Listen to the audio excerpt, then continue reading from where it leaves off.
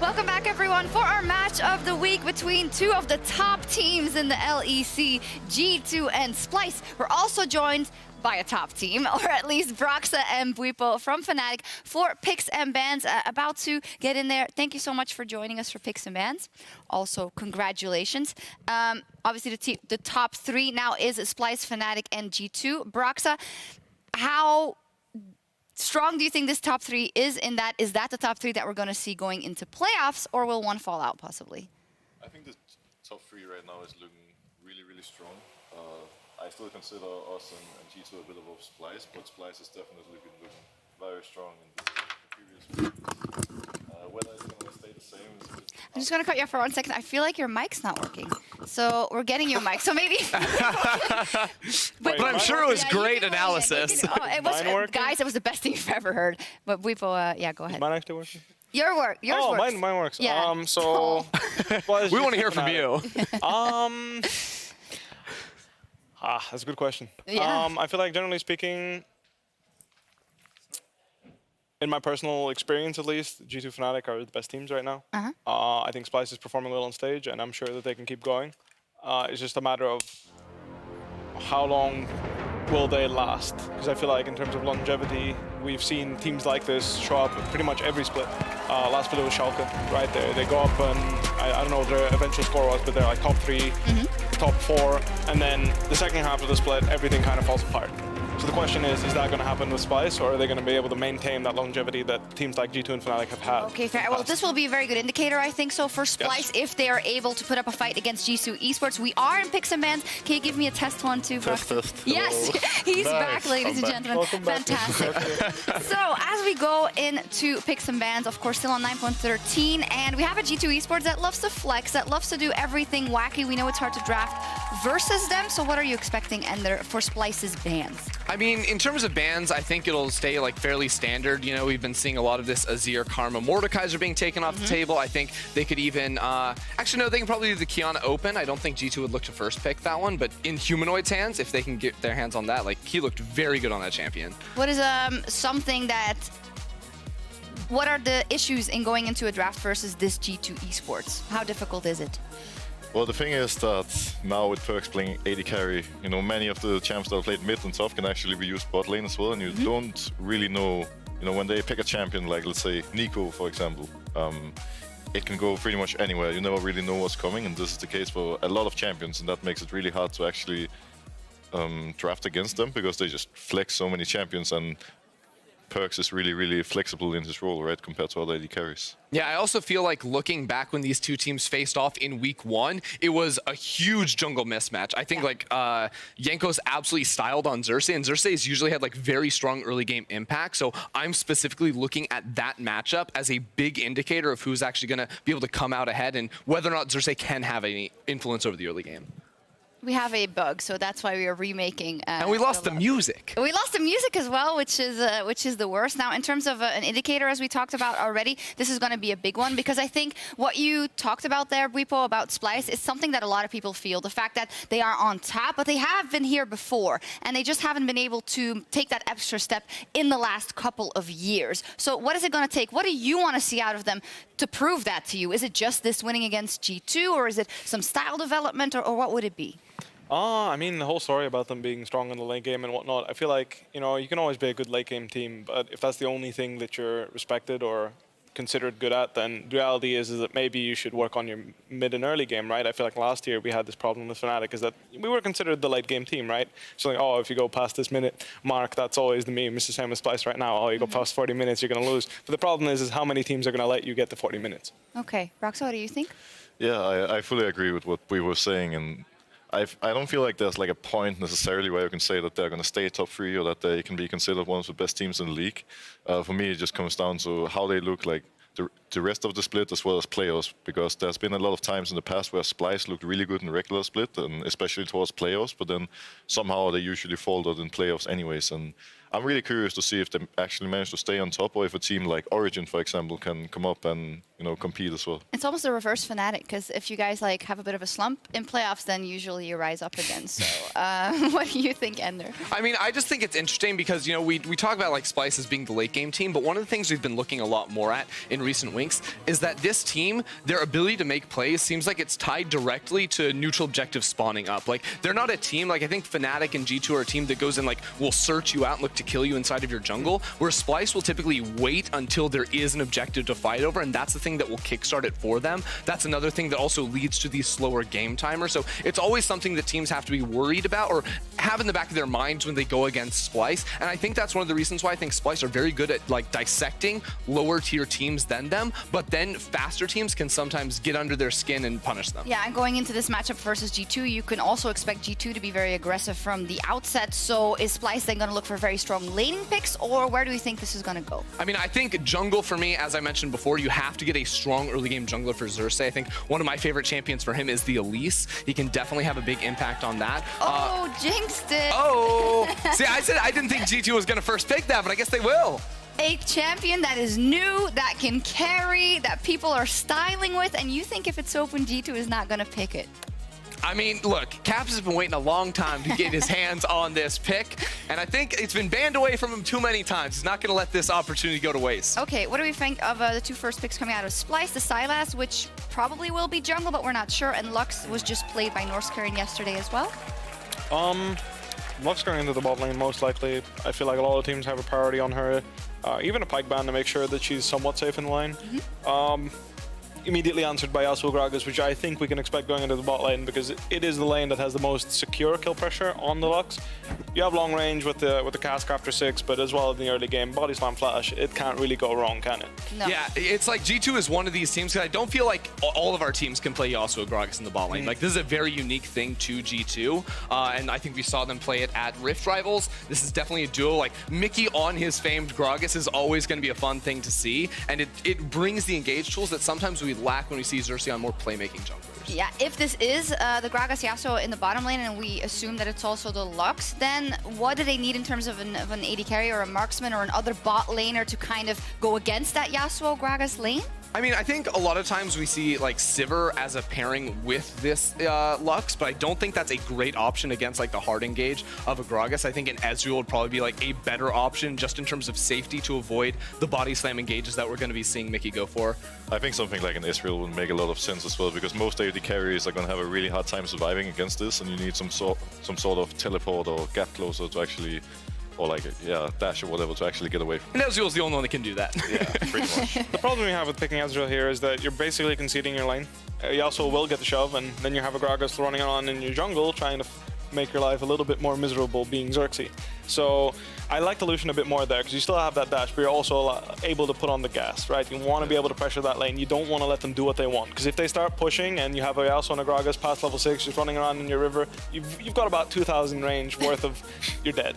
Yeah, and I think it's definitely tricky because Splyce, we said it already, is a team that doesn't necessarily make all those kills early. They also don't die that much early, but I think G2 and probably you guys as well are teams versus which you can't let that happen, because they're going to run away with the game, definitely G2 Esports. We're going to get the Victor, which, okay, help me here. Top lane, Kiana, mid, and Gragas Yasuo bot? It's a flex Victor, Yeah. right? That's obviously the strength of picking Victor right there. You're probably going to want to match it into Akali. Your early laning phase is fine. After level 6, though, it could get a little bit hairy if she gets the all-in on you. But generally speaking, Victor is a relatively safe champion. Also gives wave clear to this composition, which is something that you didn't have. You have a Kiana and Yasuo. It's something not a lot of people actually think about, but it's nice having someone sitting mid, right? Right. Wave clear also just like magic damage on this composition was going to be lacking, especially like it's not a jungle Gragas, so even though you will do magic damage, it's not like you get to build a lot of AP items. So I do like that switch around here from G2. I also think it's important to mention that there is a world where G2 actually puts the Yasuo mid here now that they pick Sejuani, which is a really good combo as well. They could go Yasuo Gragas bot, they could send the Victor bot. Like, they actually have a lot of flex picks. This is a typical G2 draft where You never know until you know. I feel like picking Gangplank into a Victor seems a little bit cocky. It's not as bad as picking Gangplank into Rise, but you're getting there, I think. Okay, if these are the final comps, what are we thinking to the victory chances of each team? I mean, I really like what G2 have. Like, the Yasuo Gragas bot lane, I think, is a really clever thing to pull out in a game like this. You also just have so much teamfight initiation tools from long range. The Kiana, the Sejuani, the Gragas as well. If you get a body slam flash in there, you have a lot of tools to try and pick off very vulnerable members in picks like the Lux and the Gangplank. What I'm seeing here also is that there's a Splyce who looks like they just want to go toe-to-toe with G2, you know? They have an Akali who can be the playmaker as well. They have the Gangplank for some cross-map control as well, even though it's maybe not the best matchup. Yeah. But what kind of an early game can we expect with these comps?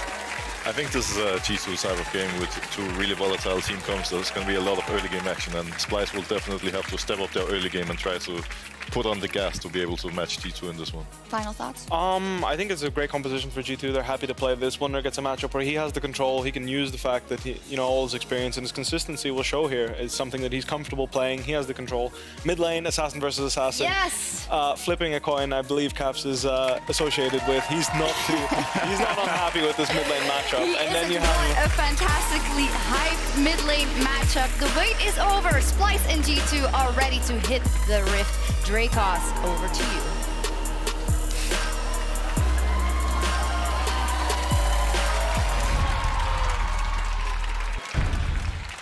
you. Ladies and gentlemen, here we are. It is your match of the week in the LEC Week 5. G2 Esports versus Splyce, 8-1 to 7-2. The potential to tie it up right here with a Splyce win. And more importantly, due to the new tiebreaker rules, own the head-to-head.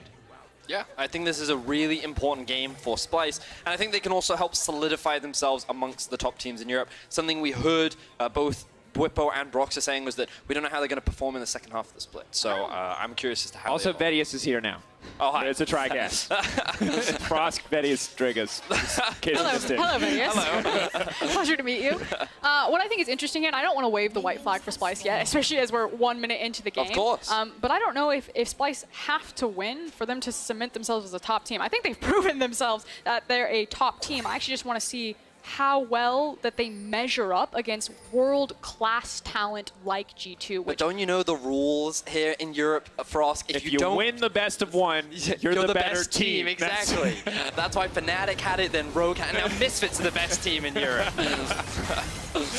Simple as that for now. Eyes on early jungle pathing. Gragas and Yasuo. Easy leash for Sejuani with double melee champions. Meanwhile, on the top side, Sylas will get a leash as well. And I think we always have to talk about this jungle matchup because the last time these two teams played, Xerxes actually got demolished. Yeah, actually, the first time that they met up, Xerxes was significantly far behind. I believe his scoreline, I think even by 15 minutes, was like 0-5-1. The guy got absolutely shut down by the members of G2. Now, I think as an individual, he showcased a lot of growth throughout the split. It's never a fun task to play G2 right at the beginning of the split, and I think that he's looking for a better performance. So far, he has decided to start on the top side, which has actually allowed Kobe and Norskeren to get the early push in bot to mitigate some of this pressure that Perkz and Mickey is looking to exert. And I know you're a super big fan of facing a Yasuo in the bot lane, Dracos. I love playing Yasuo in the bot lane, but only when my opponents don't know how to play against Yasuo in the bot lane. Perkz definitely knows what he's doing, though. It definitely takes a little bit of wind-up time, however, before Yasuo. He needs a couple of levels before he really gets unlocked with this Gragas and starts becoming a massive pain. So, like Vedius is saying, it creates the strong side of the map for Kabe and Norskeren where they can get the initial push, but they really want to try to bounce this wave so they can get the wave back in a good position so that when Yasuo does turn online around the level 3, level 4 mark, that they're not in a bad spot. Notice how both junglers have actually done full clears around their red side of the map. So Xerxes cleared his top side and moved towards bot, and this is actually giving more comfort for Kobe and Norskeren to play aggressively. And now he's gained a bit of information. The Raptors are gone. That means the Jankos is probably top side, and we saw some exclamation mark pings on the top side, letting the Humanoid and Vizichachi know Jankos should be around.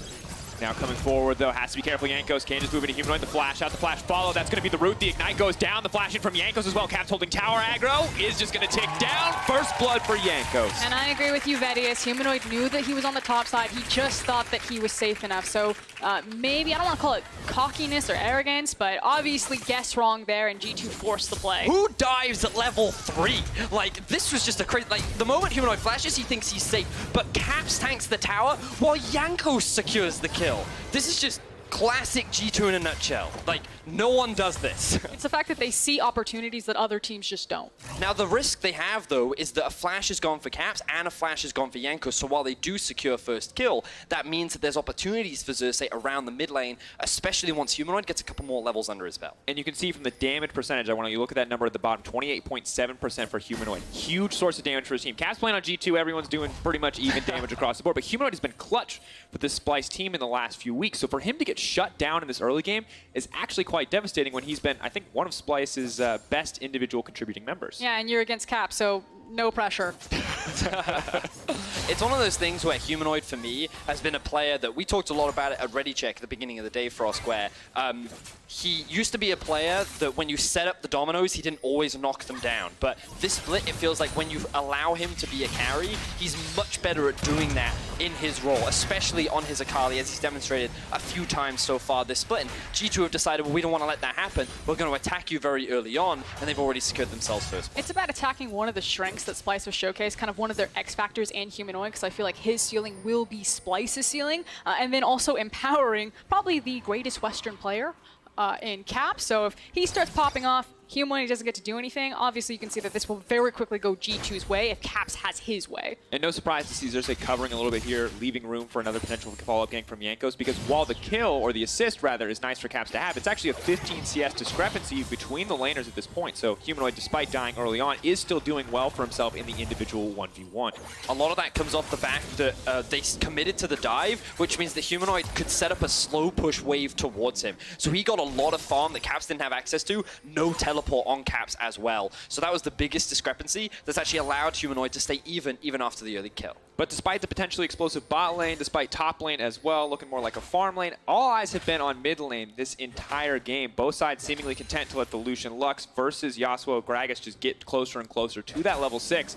But Xerxes now moving into the enemy jungle, looking for a little bit more vision. The Ignite now coming down. Body Slam Flash goes forward. The Lucian is going to be in trouble. The Windwall comes out to block a little bit more, but the damage is going down onto Perkz. The barrel, not going to be enough. The shielding is now coming in, but Perkz has put himself between a rock and a hard place. Can he get away from Xerxes? The flash forward, but no, not enough. The challenging smite, plus the Petricite burst will be more than enough to find the kill. Jankos now potentially looking for a follow-up. And it's just telegraphed. You know that level 4, they're going to get that power, the Yasuo and the Gragas. They can look for those plays, and just in time, Xerxes is there to punish it, as well as nicely played by Kabe and Norscarin. Beautiful response from the side of Splyce. Xerxes, right place, right time, able to shut down the duo of Perkz and Mickey from getting that early snowball. Now we can see the initial play. What I want you to keep eyes on is the Windwall coming out from Perkz. Completely mitigates the CC and damage from Norscarin. So Kobe's in a 1v2 where he's forced to flash out. That dash back in from Perkz is ultimately what costs him his life. Allows those extra 2 auto attacks to come out from Norscarin, and I believe the Kingslayer from Xerxes to help finish off that kill. So beautiful stuff from Splyce, punishing the small mistakes. Just a good look overall. Yasuo, not a champion that does well when he falls far behind. Lucky for him, just buy more daggers, easy smooth itemization, won't hurt too much here in the lane, but pretty much all that damage came from Kabe in the exchange. The Lucian so strong early on, but Humanoid now in trouble. Mickey now the one to fish for a gank on the back of that reset. We'll leave Perkz alone on the bottom side of the map, but Jankos is going bot lane as well, so a lot of points of action to keep your eyes on. Level 6 available for the Sejuani. Perkz now looking forward, going to throw out the knock-up and try to follow it up with the guaranteed CC, looking for the 3rd and the 4th auto, lockdown, follow-up CC, chained down, and Jankos will grab yet another kill in the early game. Just easy walking them down. I was about to talk about kind of the different windows that Perkz and Mickey would still be able to find in this matchup, namely at that level 6, as well as the fact that Sejuani was going to have 6, and right on time, Jankos is like, I've got the ultimate, I'm just going to walk down at this guy. The classic bait and switch. Both supports roam out, both bot laners think that they're perfectly safe, and then all of a sudden, wait, why is there a jungler here? That's not part of the rules, that's not the agreement. And now Jankos Norscarin.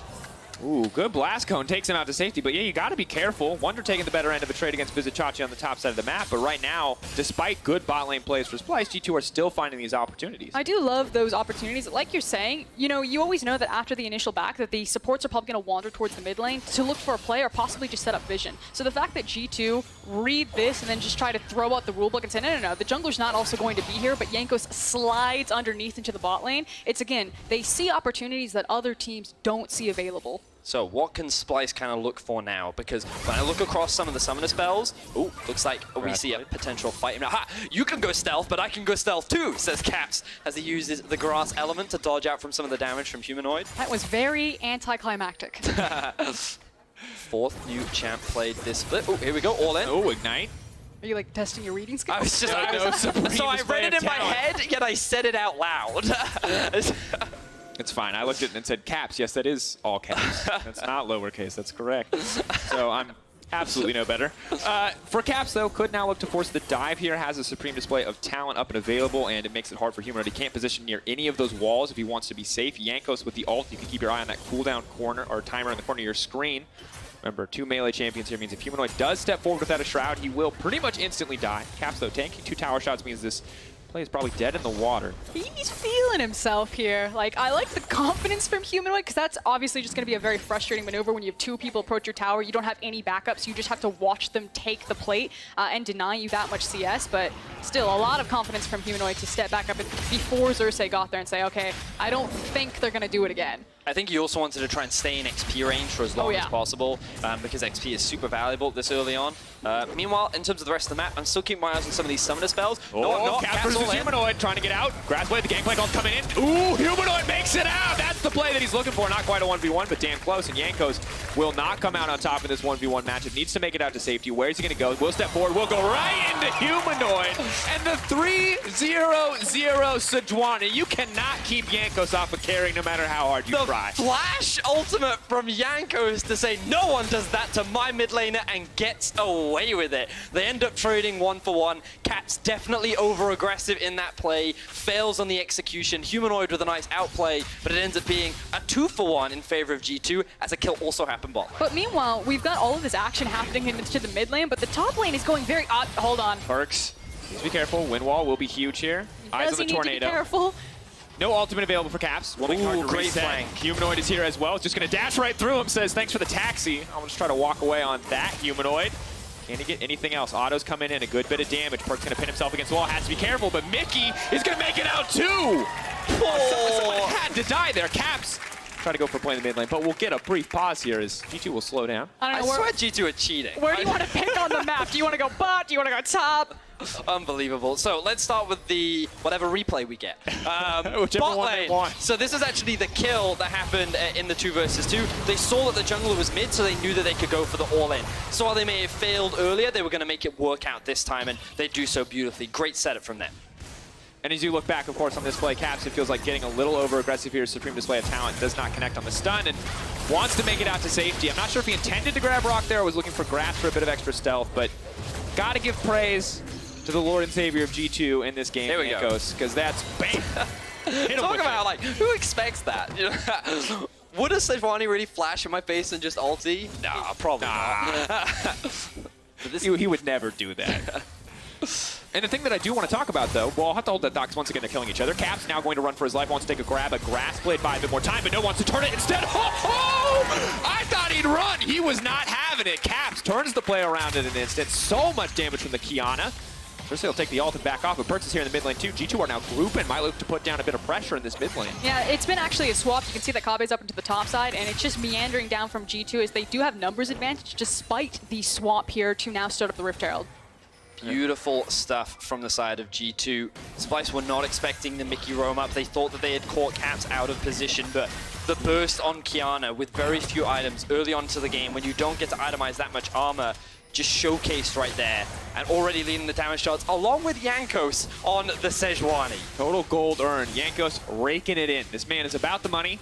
The wonder might be too as he chases down Vizichachi here. A little bit extra movement speed from the Siphon Power. Wants to walk him down, but Vizi will walk away in the end. So this has gotten a little bit better for Chachi. For a long time, Wonder has just been leading him onto the CS. It started to close just narrowly here, but Wonder really has been having a go of it in this this matchup because a lot of Chachi's resources and ultimates have obviously been spent either mid lane or bot lane, anywhere but in his lane. What has surprised me is G2 have actually put very little focus on trying to secure the early Mountain Drake, and instead of prioritized getting the Rift Herald, because they realize that their siege is actually not that strong. So the earlier they can get a bigger lead, the faster they can look to try and snowball this game, and already you can see the plates in the mid lane. They want to try and get more gold onto Caps and maybe even take this town. That's the key thing for me. It's the fact that they're funneling so much gold and so much attention onto Caps, and I'm very excited to see another Kiana just pop off and see how much damage she could do. Oh, the root connects, knocked right out of the shroud. No safety for Humanoid, but the shield will be enough. The Supreme display of talent is not supreme enough, and Humanoid's going to walk away. Herald won't even get the tower in the end. Good counterplay from Splyce. But it feels like the damage has still been done. G2 made their point. You can see that Caps is actually just hanging around. So while the tower didn't fall, G2 are perfectly fine with that play. Looks good. Now they can even look for a setup on the Drake, because notice how Perkz is making his way down towards the rest of the team. Caps is also going to clear out another wave, but it looks like that with Wonder resetting, maybe this is a little too risky to commit to. And yeah, Yanko's immediately going to leave the pit, realizing the rest of his team does now need to recall. Caps will back as well, see what the items are going to be. Will it be the Dustblade?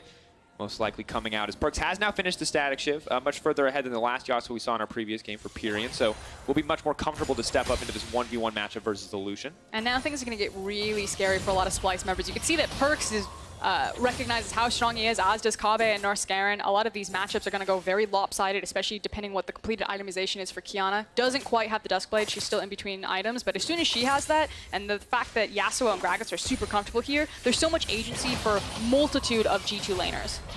And interesting that Qiyana will now go to the bottom side of the map.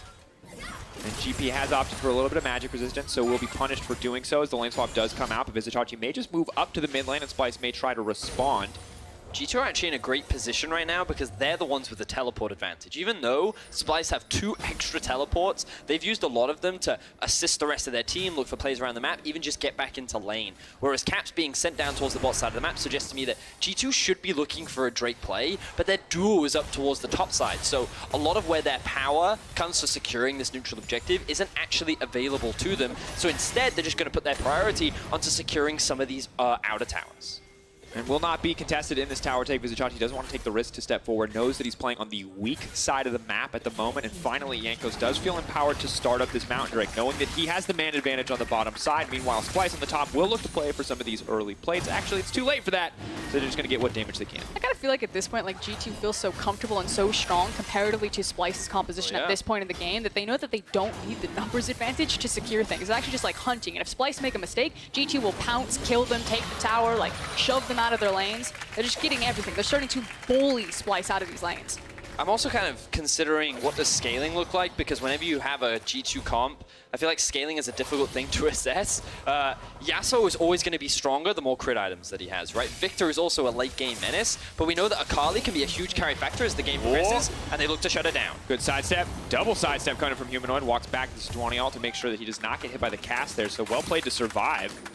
G2 still get pressure in the mid lane, but overall well played, and this is kind of the difficulty, I think, of surviving against this composition. May not get the chance to scale. G2 keep finding for picks like this. But just look at some of the level differences. We can see Caps with level 11 to level 10 of Humanoid. Perkz also has a level advantage over Kobbe, and while Mickey is suffering a little bit in terms of experience, he's making up for it with the kills and gold that he's picking up by being involved with so many of these picks and kills across the map. So Mickey's still finding influence, even though he's not sitting with Perkz all the time. And just naturally has so much utility built onto his champion, so it doesn't hurt as bad when your Gragas doesn't have the necessary levels.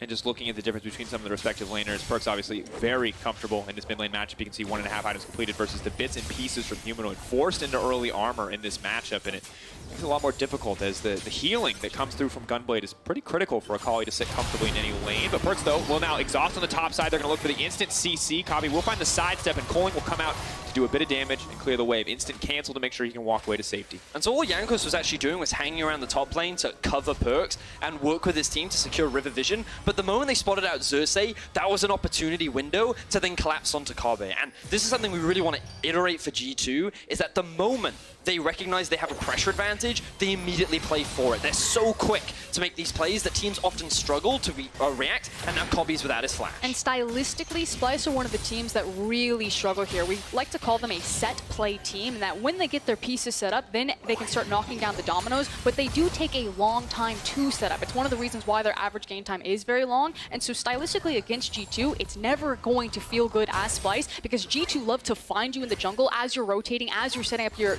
chessboard to start making these playbook plays. They find you, they catch you, they kill you.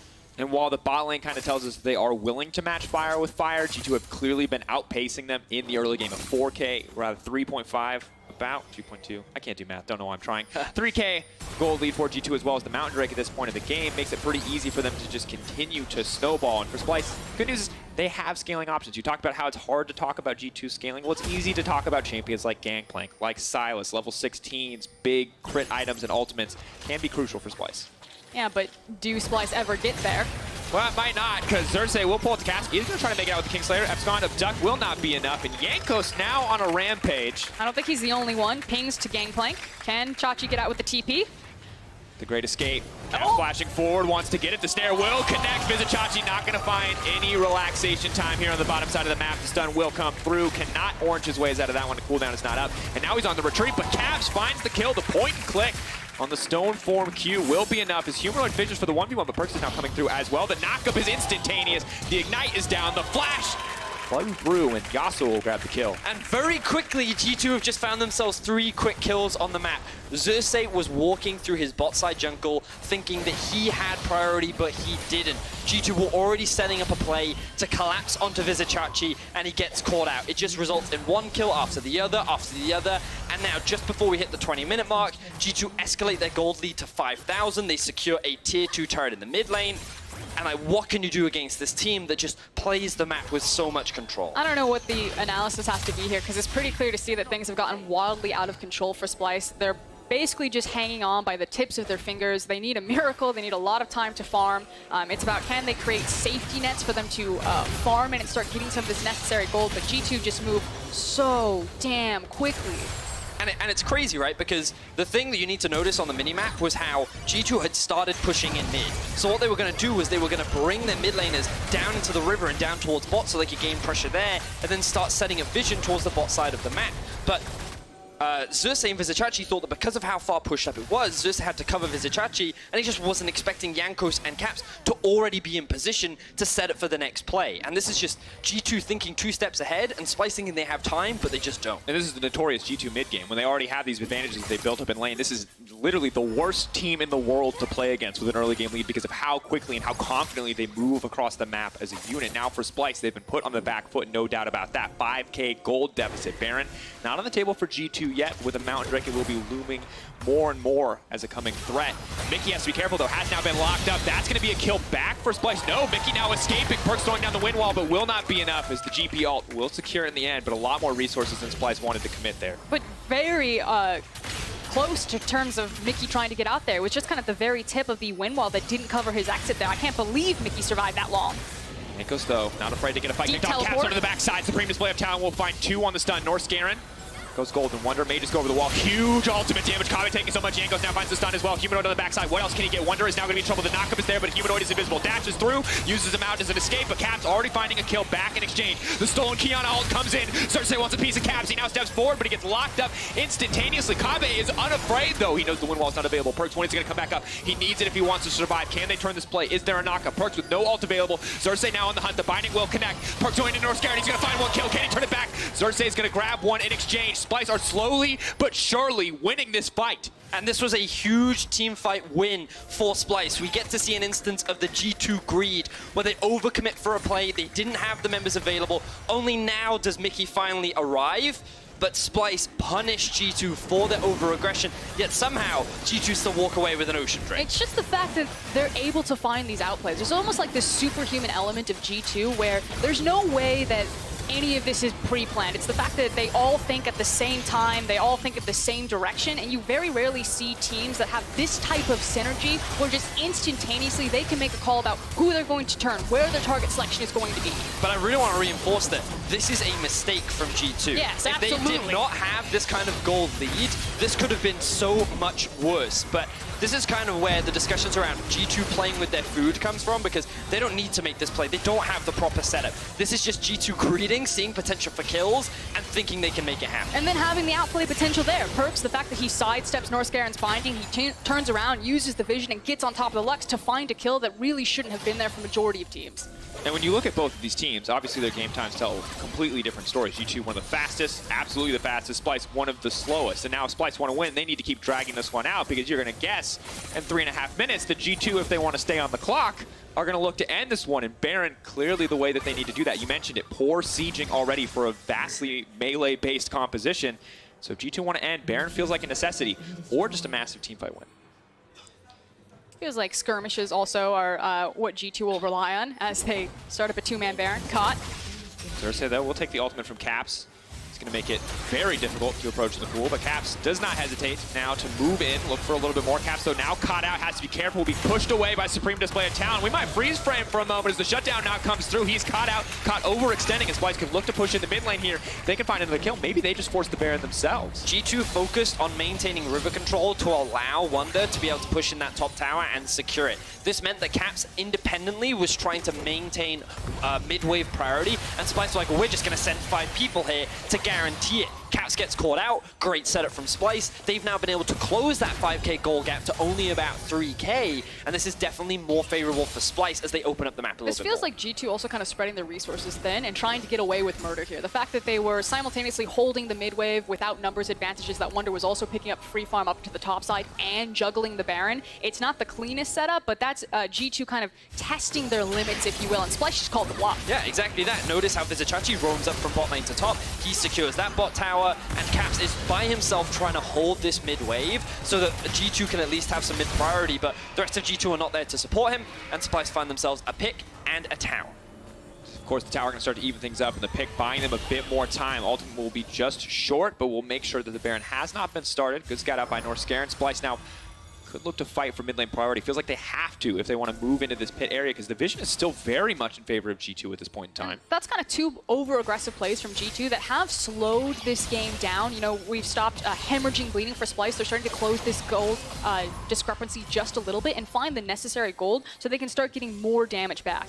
As I say that, though, another pick possibly being set up. Oh, the flank. Taking a page from the Book of Hillisang. Caps now fishing for a kill onto Vizicachi. Vizicachi going to flash his way out of this one. Is going to move back in with the ultimate. Xerxes on the backside with the Soul and Victor now pushing through the team. Humanoid can also look to follow up, but the rest of the team just looks like they're going to back off. Flash will be down, as well as ultimate for Vizicachi, but does make it out with his life. Ultimately, a Summoner Spell advantage gained for Splyce because both the Flash and Exhaust were used from Caps and Perks, whereas only the Flash was spent from the side of Vizicachi. Great play from him to get out of that situation. Felt like the Caps wasn't entirely sure what he wanted to commit to. Do I try and set up a flank onto Kobe and Norscarin, or do I try and catch out Vizicachi? And because of that slight indecision, Splyce had enough time to react and outplay and get out. We've also got another key items that it is kind of harder to find the necessary targets here. You saw that Chachi, he's not super tanky, but he can survive a bit of damage, and Humanoid also has access now to his Zonya's Hourglass, so it is harder to find these assassination targets. And Humanoid now chasing down Caps, is just going to look to grab this kill. Caps coming back. No Supreme Display of Talent means no kill for Caps. Humanoid just finds a solo kill. Beautiful stuff from Humanoid. He has now completed the Gunblade. He has the Zonya's Hourglass as well, and in assassin matchups, whoever strikes first often has the advantage. So Caps face-checking a brush means that Humanoid was able to land that initial damage, and that allowed him to get the kill. Beautiful stuff there from Humanoid, and this will continue to close the goal gap between G2 and Splyce. And I honestly really just want to double down on that praise for Humanoid, because so many teams, when they start to lose to G2, just kind of hide in their base in fear. And I'm not going to say accept the inevitable, but lose the will to go for crazy plays, lose the will to go for 1v1s. But Humanoid, despite being put down in the early game, still comfortable and confident in knowing that he can come out on top of that 1v1. And Splyce as a whole to finally find some sort of win condition that they can play around and get their footing back into this game. I agree with you, Vedius. It is going to be about who finds who first for Humanoid, so it doesn't mean that they automatically get side lane priority here with the Akali, but there is something now that they can play for, especially because Chachi is also close to level 16 for that Gangplank ultimate. It certainly is, and now they may have caught out Mickey. They're looking for him, trying to land a barrel, won't be able to, but the other important thing to note is Splyce have all 3 teleports available. That means that the map is so much easier for them to play through, and remember, Splyce are strong when playing around objectives, and now that they have all of the cards in their hand available to make pretty much any play they want, and G2 have been over-aggressive at times to allow Splyce to actually not be that far behind, Splyce is now in a position to actually fight back and maybe set up for a ban. And it's also the fact that G2 kind of have to play into the Coliseum that Splyce want to fight around, that Baron, because there is a very short-range composition. You don't have a traditional ADC. You said that they're going to have a hard time sieging. It makes them that much more overly reliant on securing the Baron, and that can be the moment if Splyce are able to match it when they strike. Caps will deny Vizicachi at the top of the map. Vizicachi now showing up to clear out the wave, and you can check in on the gold. Perks actually at the top of the charts alongside Vizicachi, but I like that you're bringing that up because we heard from the desk, we heard from Ender, hey, Splyce love fighting around these objectives, and now it feels like G2 have played right into their hands as we move later in the game. If this is what Splyce like to do as a team, G2 are set up as a comp to do the exact same thing. Still not guaranteed, however, it is going to come down to execution. We talk all the time that G2 get away with murder and things that should not be possible just because they're that good. Yeah, so and still looking at execution of these team fights. I still kind of look at this Splyce comp, and I think how well does it scale? Because while you can often think of like late game Gangplank, late game Akali, sure they're strong, how is a Lucian gonna perform in these team fights? He has a lot of mobility, but there's a lot of members of G2 that want to try and execute him right at the start of the fight. Can a Lux really provide that much peel or utility in a team fight situation like this? So how these comps actually match up, given the amount of melee champions on the side of G2, is definitely quite an interesting one that I'm looking forward to. I agree. I feel like most of the responsibility for the Splyce team fight is on Humanoid and Xerxes, and making sure that Chachi also gets a really nice ultimate. It'd be nice if Kabe, you know, flexes on people, but I think his job is very different to this team than being that hyper carry that we expect Kabe to be. Phantom Dancer coming through for Kabe is also going to be really important. Doesn't quite work like the way it does in TFT, so we can still be correct. But it offers a lot of value and it mitigates a lot of that damage, adds an extra bit of tankiness, so maybe he doesn't have to rely so much on the peel and protection of Norscarin, and instead he can rely on his own self-peel. And he's definitely going to need it, because on the other side, for G2's composition, even if you manage to find one, and they are constantly kind of out of position here, it's been a couple of instances that G2 members are getting picked off, there's still so many damage threats and so many creative ways to play out these team fights, especially in close quarters like the jungle here, because of the amount of AoE that they have. And additionally, for Perks in the wind wall, this cooldown can decide a team fight. The good news is obviously the Gangplank barrels won't interact with it. He can still get some decent AoE damage in the fight between the barrels and the ultimate, but if Kabe is, you know, feeling a little too confident over commits, how many times have we seen a wind wall just make a player look foolish? Look at this map setup from G2. They have gained full control over the top side of the jungle. It is completely dark for Splyce, and I think that they're just going to be able to secure this because Splyce won't be able to react in time. No blue trinkets left. One just used, and that means the G2 are just going to grab that Baron completely uncontested. Caps now moves to the top side of the map. Has activated the temporary spell shield from the Knight's Veil. Will fall away now, and G2, this is what they needed, and they got it uncontested. And the reason why this happened was because G2 sacrificed bot lane in order to have more members around the top side. So Splyce as a 4 could not challenge the 5, basically giving the freedom for G2 to walk into the enemy jungle, gain all this vision, and get a completely uncontested Baron. Here comes the engagement. GP ult now comes out. Xerxes can try to fire back. Now Humanoid in the midst of the team, but he's not even going to get the shroud. He just barely manages to make it out alive. He's ticking. The Ignite comes out, and he's going to drop as the Chaos Storm will find the kill. All of the control, all the vision, and G2 finally strike. They've got the Baron, they have the wave behind them, looking for kills and getting flashes. They have now put their foot firmly on the gas. And we went from a dead even game where Splyce might have had a chance to find a Baron fight to G2 with the Baron, finding a pick and looking to end right here. A little bit late, not quite the 26.5-minute average that they're used to, but G2 in absolute control as they barrel into the Splyce base. 30 seconds left on Humanoid. Maybe, just maybe, Splyce can hold on, but for now the inhibitor will drop in favor of G2. It looks like they will be able to walk out unscathed.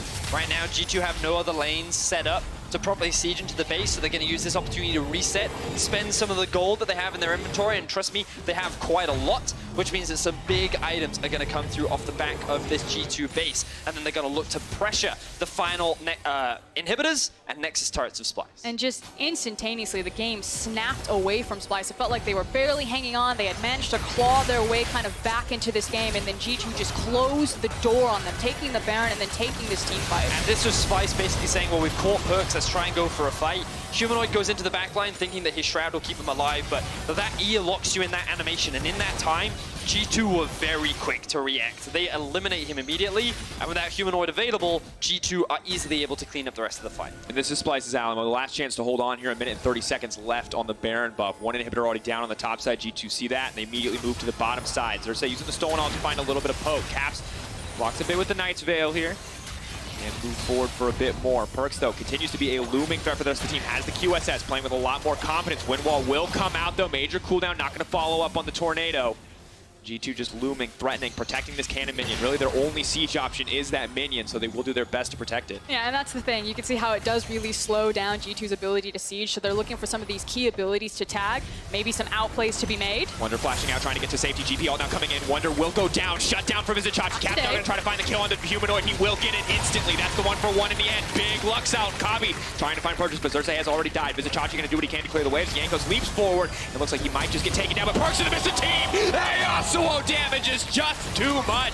Kiana will move in for the kill. Oh no, G2 just clean him up. The triple for Perks. The Yasuo is online, and G2 are going to end the game. Absolute obliteration in the final team fight from G2. Perks finally showcasing his Yasuo skills, and G2 will look to remain at the top of the league as we move into the second half of the split. And this is the dominance we've come to know from G2. No doubt in your mind that they are the top team in the LEC. We got to reiterate, though, there were definitely moments where G2 were greedy. They were overextended. This game was heavily in their control, and they slowed down due to a lot of plays that they did not need to force. And there was a small window where I thought, hey, Splyce might be able to come back. Splyce might be able to actually challenge G2, but then G2 kind of got their heads back into the game, refocused, and they looked like a clean execution. And you can see why Splyce thought that they were fine to kind of set up in that formation. They had the TP on the bot side. Humanoid felt very confident in the 1v1s, you know, given what the setup was going to be. But the back timers, the fact that they lost complete vision, the fact that G2 just muscled them out of that jungle. But also, I just think it's the speed at which G2 play, right? Because they were very quick and clean. It was almost like one fell swoop. They just push mid, push top, full vision of the enemy jungle, and then almost immediately, as the waves were being cleared, Baron has started. And Splyce are like, how do we even have time to react to this?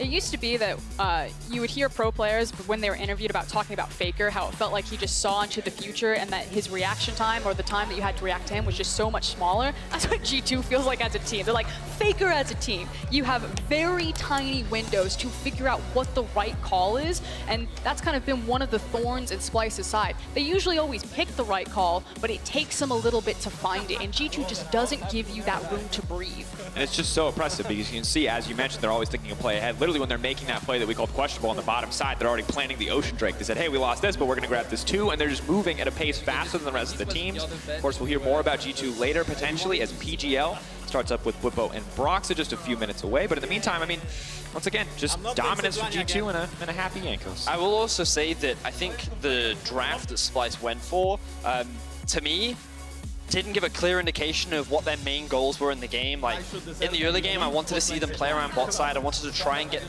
to deny the Perks and Mickey, but we never saw a Gangplank ultimate being set up bot. We never really saw any TP plays, even though they have massive TP advantage on their side. And we never really saw Xerxes have a huge impact in the early game like he typically does. And a large part of that was because of how well Yankos was utilizing his pressure.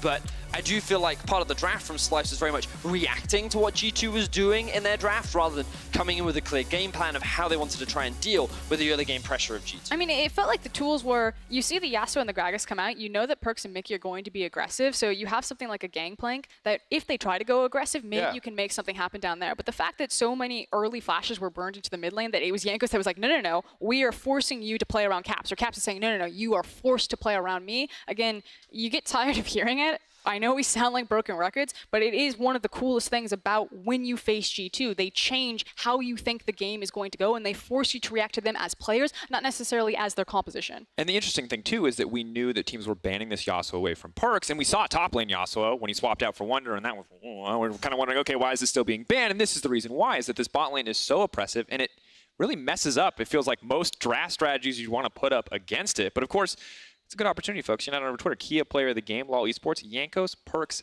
Mickey. Ooh, good choices. I like them a lot. I think Mickey's Gragas was phenomenal. For those that don't know, he's been playing Gragas for like years. He's like the Gragas player. It's his one trick, and it's something that he prides himself in playing. And the fact that Grabs has now let him play it means that Mickey must have earned some massive brownie points, because he never thought he'd get to play this competitively. No, I thought he'd be on Braum or Tom Kenton in his most recent set of nerfs. But we can get more on that, because Grabs is standing by with Lore. Let's see what they have to say. Thank you guys, and congrats, Grabs, about this victory. How was it for you from backstage? What did you think about the game? It was a bit stressful. We didn't play the best opponents coming from Rift Rivals, so we got away with a lot of stuff. And I think Splyce didn't pressure us that much, but they punished our ends really well. And I'm also happy about the way they drafted, because I really don't like the approach some teams do, where they ban like Kiana, Mordekaiser, Yasuo, because that gives us always a free draft, because we know what's happening. They took a risk. It didn't work out this time, but that's the way they should approach it if they want to win the draft. So I think they played really well. How did Caps react when he saw that he could finally play Kiana in the mid lane? I mean, he said today that waking up, he had the feeling he gets it today, so I guess he was right. I mean, besides that, reaction is normal. We prepared for it. We prepared for other cases, so nothing spectacular. Well, now, a bit more about you, because I think we never had a chance to really talk about your part in G2, your role as a coach. What makes this iteration of G2 different from the one you had last year, for instance? We have 2 more vocal players now. Beforehand, Badit and Kiana were both really quiet in discussion. Mickey is also a bit quiet, but he brings his ideas in. So all 5 players are really creative and very vocal. So basically, we have permanent discussions about everything, and it's really pleasant. Okay, what is the worst and the best thing about coaching these guys? I think it's actually the same point, that they're also vocal and creative, because it's like a double-edged sword, right? Of course, it gives me freedom in draft, and we can do all the crazy stuff, and we look good. At the same time, if it goes wrong, it's my fault, and it's kind of hard to bring structure in. Like, for the first time, I was like really struggling with discipline, and I said, like, you know what, in this team, I let them have the freedom. They're artists, you know, like, they can do whatever they want, and that's fun. I mean, yeah, when you have such gifted players and winning so much, is it hard for you to raise the voice and be listened when they do something wrong, for instance? Actually, no, because we have the environment where, again, I am there to mediate discussions more. I make sure we get the right conclusions. That means I am not going in strong with my opinion first. That means at a certain point, when actually I'm serious about something, they can pick it up immediately and they actually listen to me. So yeah, unless they get the conclusion themselves, I just step in, and then they know, okay, there's actually something you have to listen to. All right. Tell me a bit more about the environment at G2, because something that the teams got better at is having a lot of staff with them. So how does it work for you? Do you have a psychologist, analyst, and so on? What is the recipe for G2 success? I want to use that point here to give praise to Duffman, our analyst, and I think he's by far the best analyst in the West. Like, there's not even close. And a lot of scouting work he does. So every time we go into a game, thanks to him, we feel very prepared, and we rarely get surprised. So, I mean, we just have a really good analyst. I think I do an okay draft sometimes it runs it down, but it's fine. And again, like, we have an atmosphere where everybody can contribute, and nobody's afraid to say something, and we're just very open. So therefore, we get the conclusions faster, I think, than other teams. How do you work for the players to trust each other so much? Because it showcases on stage, obviously. I think it began already when the team came together, because all 5 players or have the case to be one of the best in the position in the West as well. So there's automatically a big respect towards each other, whereas I feel in other teams there's maybe 1 star, and even though, of course, it's not conscious, there might be some distrust or some, okay, your opinion is not as important, whereas in G2 I feel like everybody actually really trusts each other and respects each other. So the first instinct, if somebody says something, is, okay, he actually might be right, let's check out, instead of being defensive. Well, it works for now, and you're on top of Europe, and actually the world maybe for now. So congrats on that. Thank you for joining me and for these insights. It's always interesting to hear about the teams. And to wrap up, Thanks for having me. Well, to wrap up the week, let's send it over to Shox for PGL. Take it away.